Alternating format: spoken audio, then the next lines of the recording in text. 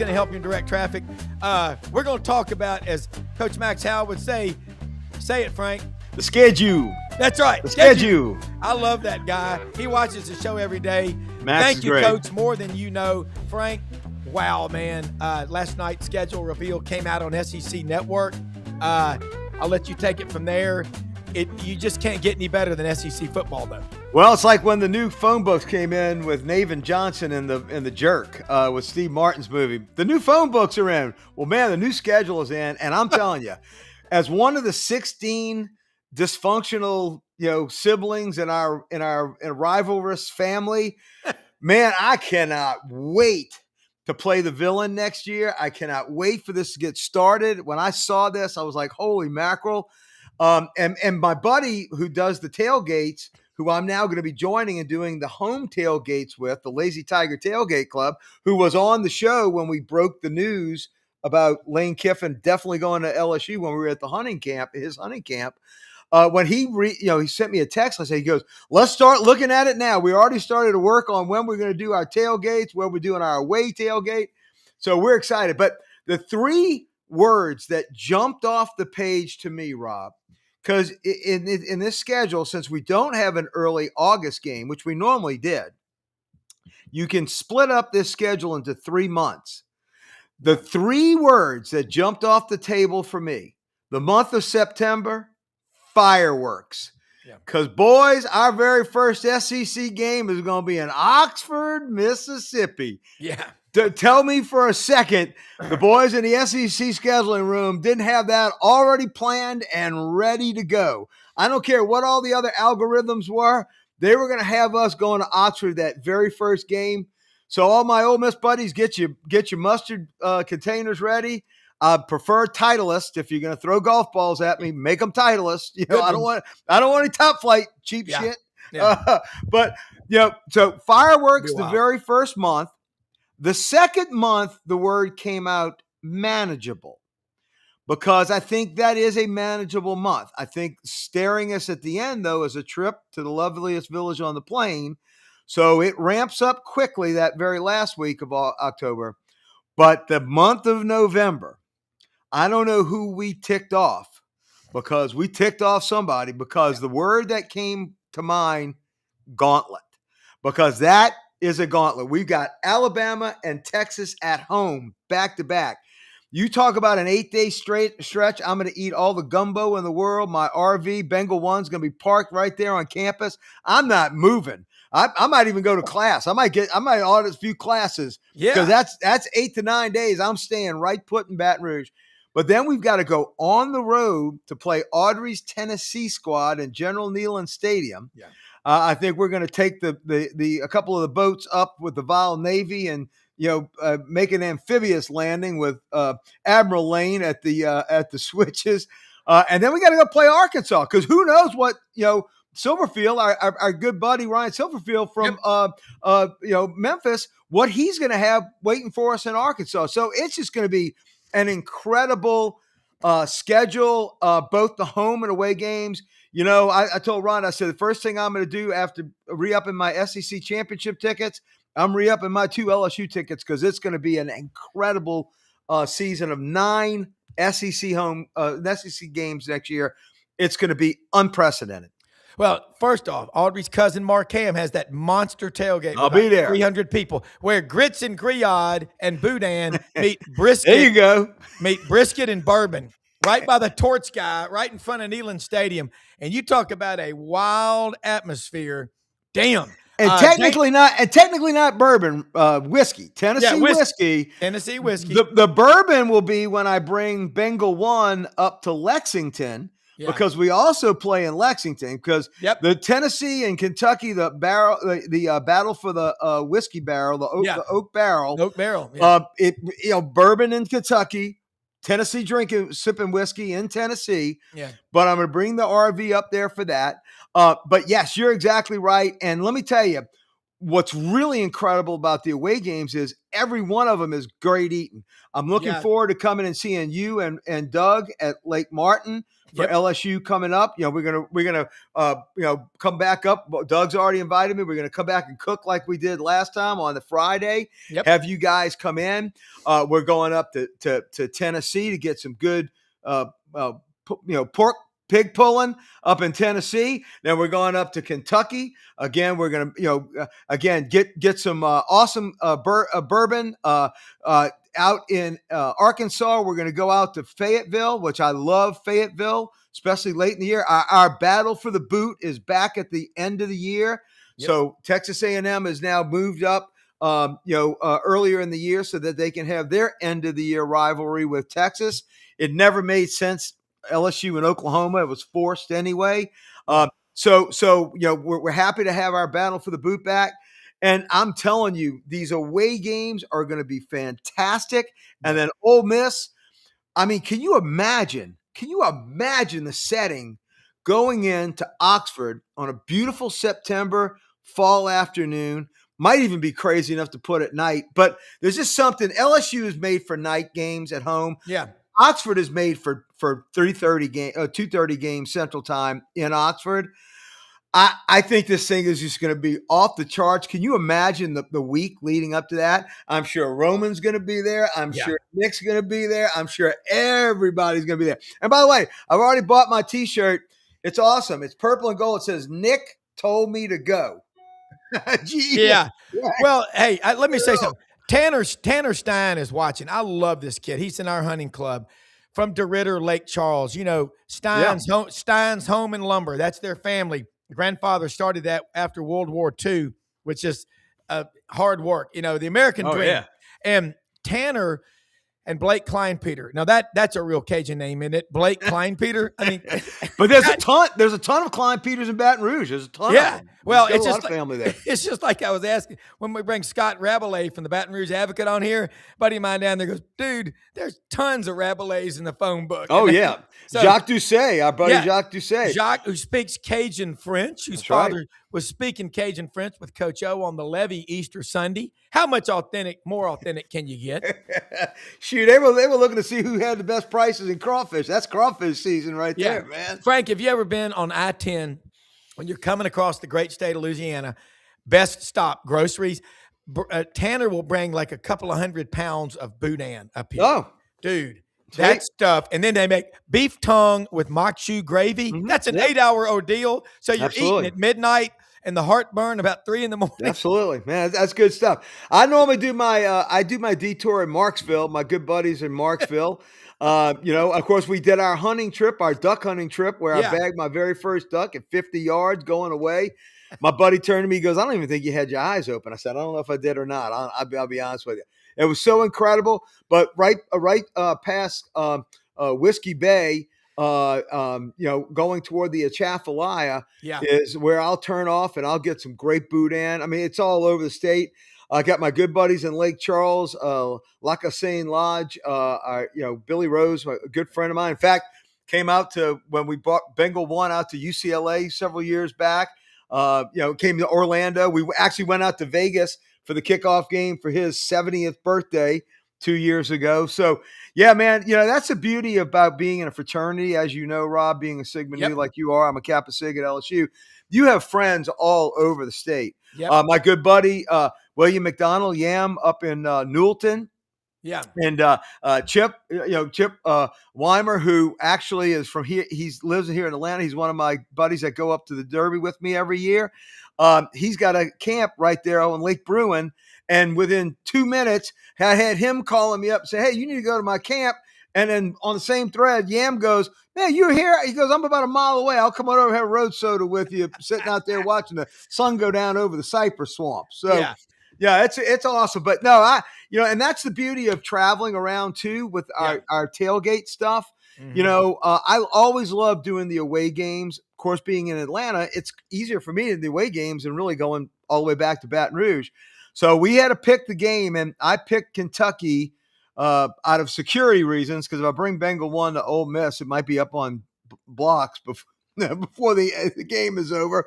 But we love going up. A lot of the LSU guys are a lot of horse people. As you know, Rob, I Yep. own racehorses. And Keeneland runs in Lexington that month in October.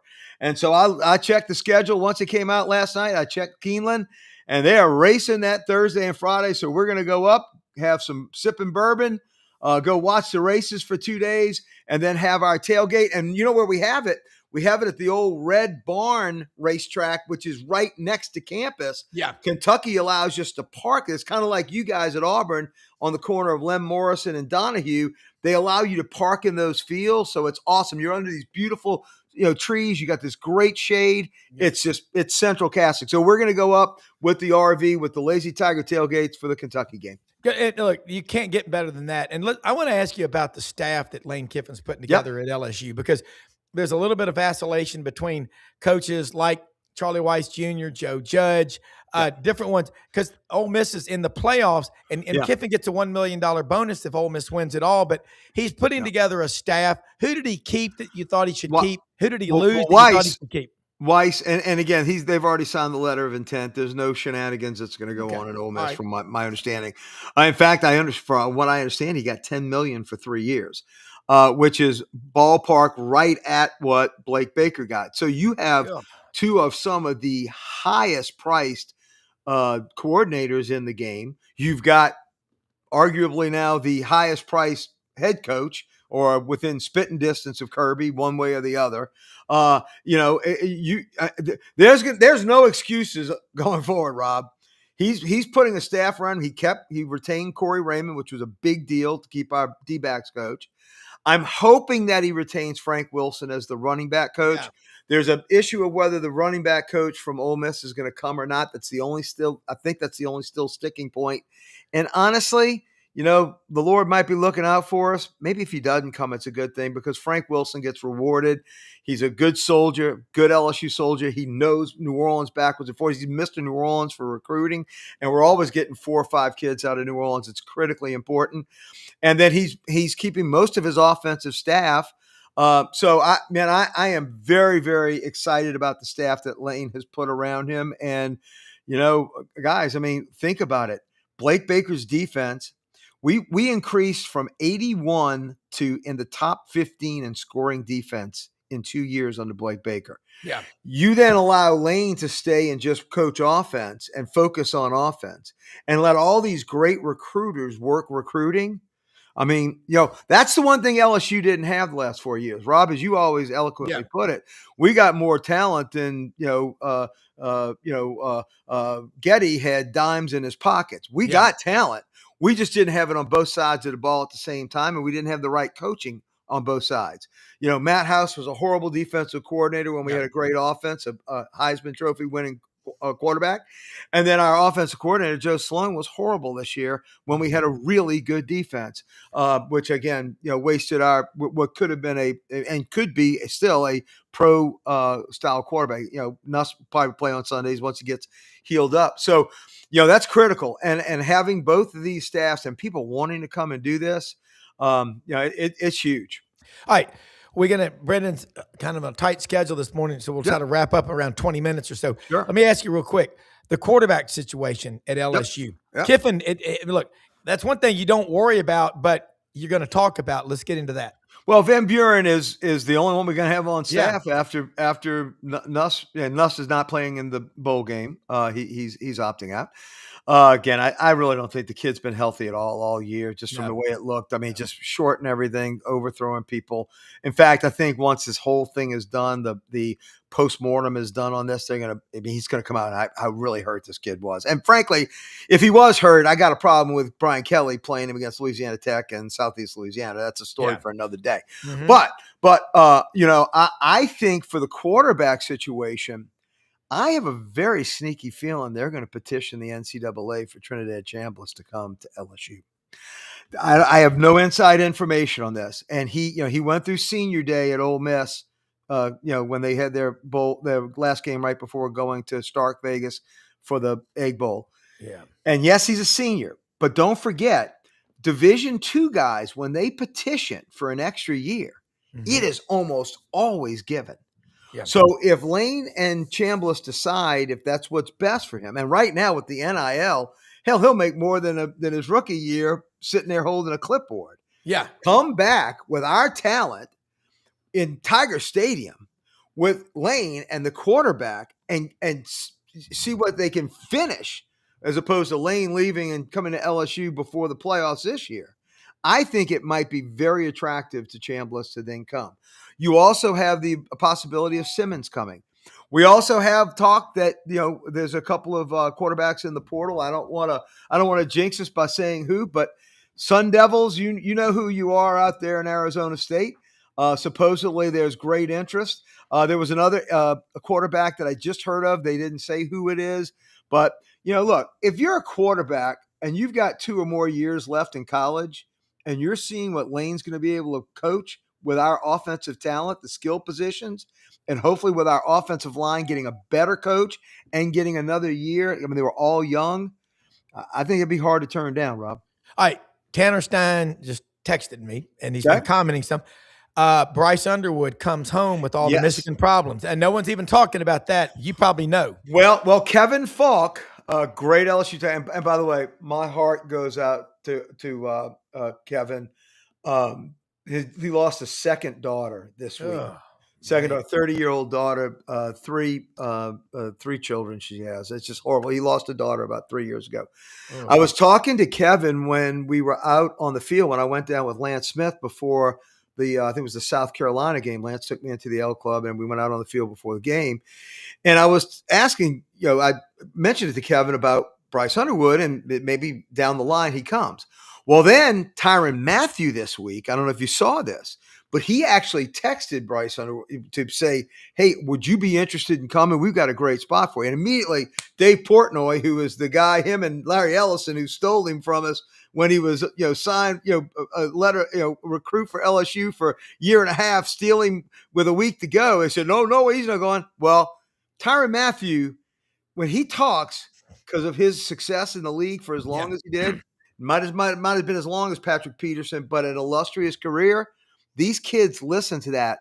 Yeah. I didn't want to bring him up only because I think it's going to be a very big long shot because he's already got I think it's a $12 million NIL. And honestly, I don't know if he's worth the $12 million, Rob. I'd rather maybe spend the money other places. Because don't forget, when he left and didn't come to LSU, it gave us money to get Blake Baker his defense. Yep. Which made that big run up. I mean, our secondary is as good as LSU going back to the Nick Saban years when we had Corey Webster and that group, and even the Mo Claiborne and Eric Reed years of 2003 and 2011. Yeah. This group was as good. All right, so got a couple of minutes here. Yeah, you're welcome. Kelly Leak's got a place for you in Auburn to come tailgate Bingo 1. Awesome. But won't be making it this year because we'll be at Lake Martin. But yeah. Things change. There you go. Now, if Doug gets mad at me and I don't have a place to stay at the lake, then I'm bringing our Bengal 1. And we're cooking. All right. So as far as Kiffin and the high school recruiting, he doesn't, as Yancey Porter said, he doesn't want $25 million worth of NIL on the bench. He likes guys that can help immediately. What kind of money are they putting together? The next time I have some Raising Cane chicken tenders, I'll have to go, Hey, I ate there when the last time I was in town, and I brought some to my daughter. I said, we got to help my boy Ty Graves. There you go. Because he deep pocket. But look, $22 billion, I think he's fine. He owns every damn outlet they got. No, but you saw that in our recruiting this past week. We only got 14 players, but the average rating of those players was the best in the country. Wow. Oh, yeah. So we not only got the best average per player rating wise, but now we've got 11 more slots that we can fill with NIL, not counting who might have attrition or know the handwriting well. We've already lost 4 guys that I don't think might would have played other than Juwan Johnson. He definitely, that was a loss. But I think the other 3 that said they were going, that just frees up more room. And look, when you got a $25 to $30 million, I've heard both numbers, dollar war chest, you can buy a lot of players nowadays. Yeah, look, unfortunately, we run out of time, schedule constraints today. But Frank, that is awesome stuff. And this Goal to Go podcast is solid purple and gold. I'm not How saying many, how many hits? How many hits did we get last week, Rob? 479,000. Woo! Hi. All right, Frank, I'm going to talk to you here after the show. That was great stuff. Thanks, everybody, for watching. Podcasts are like flowers. You water them in the morning, and they just grow throughout the day. So, everybody, thanks for watching. Have a great weekend, and I'll be on here shortly on the Panhandle Show with Buddy Martin. It'll be fun. Go Tigers. Go Tigers.